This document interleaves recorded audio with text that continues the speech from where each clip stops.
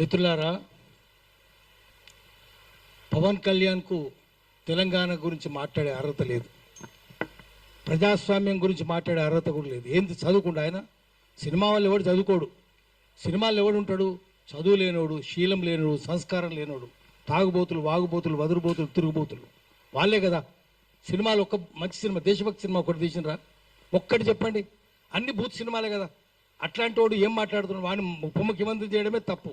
ముఖ్యమంత్రి కూడా అట్లాంటి వాడే. ఇప్పుడు ఎన్టీ రామారావు బొమ్మ పెడుతుండ్రు. ముఖ్యమంత్రి ఎవరు? ఎన్టీ రామారావు మీద దాడి చేసి ఎన్టీ రామారావు చెప్పులతో కొట్టినోడు కదా, వీళ్ళే కదా. ఎన్టీ రామారావు చావు కారణమైనోడే కదా. అతను మళ్ళీ ఎన్టీ రామారావు బొమ్మ పెట్టుకుని తిరుగుతున్నాడు. నువ్వెవరు? నీకేమైనా తెలుసా?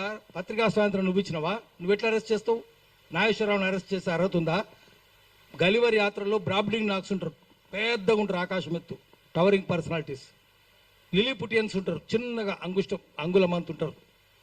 నాగేశ్వరరావు బ్రాబ్లింగ్ నాగైతే పవన్ కళ్యాణ్ లిలీపుటియన్. ఎక్కడరా నువ్వు? ఆయన ఎక్కడ? కాలి గోటికి సరిపోవు. ఆయన గురించి మాట్లాడతావా? నువ్వు అరెస్ట్ చేస్తావా? తెలుసా నీకేమన్నా? చదువు ఉందా? శీలం ఉందా? సంస్కారం? నువ్వు మాట్లాడతావు నాగేశ్వరరావు గురించి?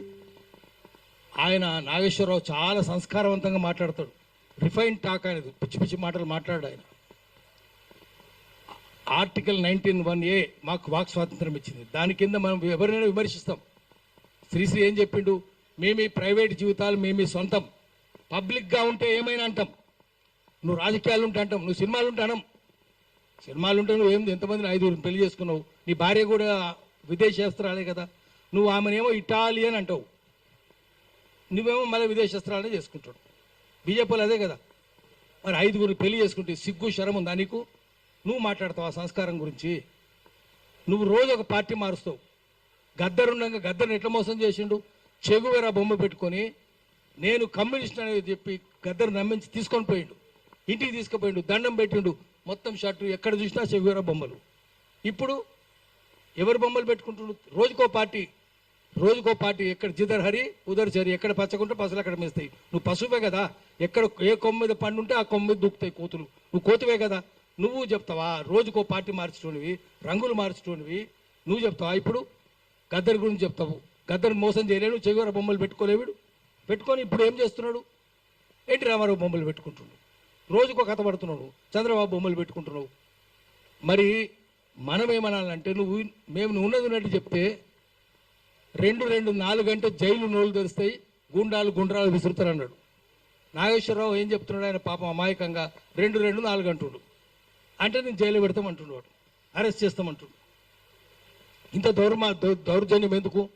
అందుకని మనం ఏం చెప్పాలంటే, తెలంగాణ వచ్చినాక తెలంగాణలో తెలంగాణ రాజ్యం ఉందా? ఇప్పుడు మీడియా వాళ్ళు ఉన్నారు, మీడియా వాళ్ళకి అక్రెడిటేషన్ ఉందా? ఎవరికి ఉన్నది? మొత్తం శాటిలైట్ ఛానల్ అంటారు. శాటిలైట్ ఛానల్ అన్నీ ఆంధ్రలే కదా. ఒక్క V6 టీ న్యూస్ తప్ప అన్ని ఆంధ్రలే. మరి ఆంధ్రలకే అక్రెడిటేషన్లు ఉన్నాయి. ఇప్పుడు అక్రెడిటేషన్ పాలసీ చూసుకుందాం, మొత్తం ఆంధ్రలకే. సోయిందా? వాడు ఎవడు కమిషనరు? సోయి లేదు. మంత్రి ఎవడు? వాని సోయి లేదు. ముఖ్యమంత్రికి అసలే సోయి లేదు.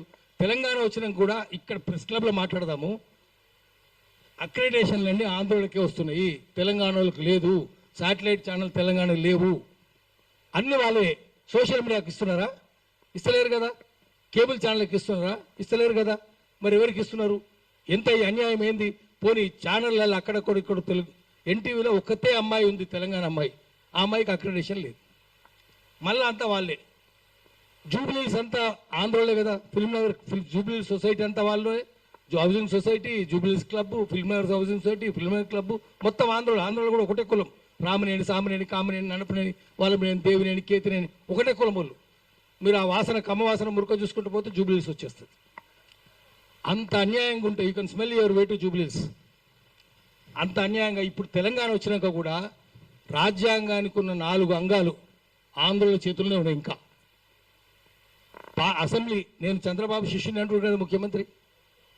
ఎమ్మెల్యేలు అంటే మొత్తం లెజిస్లేచర్ వాళ్ళ చేతులు ఉంది, మంత్రులంతా వాళ్ళే. అదే తుమ్మల నాగేశ్వరరావు, అదే అంతా వాళ్ళే. అది జ్యుడిషియరీ మళ్ళీ వాళ్ళే ఉన్నారు. జ్యుడిషియరీ నిండా ఆందోళనలో ఉన్నారు ఇప్పటికీ. ఎగ్జిక్యూటివ్ అంతా మళ్ళీ వాళ్ళే కదా. అదే నవీన్ మిత్తల్, అదే జయేష్ రంజన్, ఆఫీసర్ అంతా వాళ్ళే. సీఎం ఆఫీస్ నిండా వాళ్ళే ఉన్నారు, ఆందోళనలో ఉన్నారు. అది ఉంది.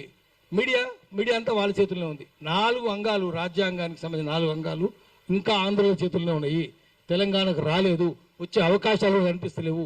మాట్లాడితే జనరల్ లేని పోలీసులు చూడండి ఇంత మొత్తం ఇంటెలిజెన్స్ వాళ్ళు బయట ఎందుకు ఇంత ఇంటెలిజెన్స్ ఎందుకున్నది ఇక్కడ. అందుకని మనం ఏం చేయాలంటే గట్టిగా గట్టిగా పోరాటాలు చేయాలి. ఇప్పుడు తెలంగాణ వచ్చినాక ఎవరైనా తెలంగాణ కొండలక్ష్మణ్ బాబు లేకుండా తెలంగాణ వచ్చిందా, సంగమరెడ్డి సత్యనారాయణ గారు లేకుండా తెలంగాణ వచ్చిందా, గద్దర్ లేకుండా వచ్చిందా, విమలక్క లేకుండా వచ్చిందా, వీళ్ళ పేర్లు ఏమైనా చెప్తుండా? కేసీఆర్ చెప్పలే, వీళ్ళు చెప్తలేరు. ఆఖరికి బాలనాగమ్మ కథల బాలవదిరాజు పోయి పులిని చంపుతాడు, పేరుగాడు పోయి నేనే చంపినంటాడు, వాడు ముఖ్యమంత్రి అవుతాడు, పేరుగాడే ముఖ్యమంత్రి. అసలు ఎవరు ఉన్నాడు కదా, అప్పుడైనా ఇప్పుడైనా అదే పరిస్థితుంది. వీళ్ళకైతే అసలే తెలియదు ఎవరేందో. అందుకనే మళ్ళీ మనం ప్రజల్ని ఏకం చేయాలి, అందరిని ఏకం చేయాలి. తెలంగాణ రాలే, మనం కోరుకున్న తెలంగాణ రాలే, ప్రజాస్వామిక తెలంగాణ రాలే, సామాజిక తెలంగాణ రాలే.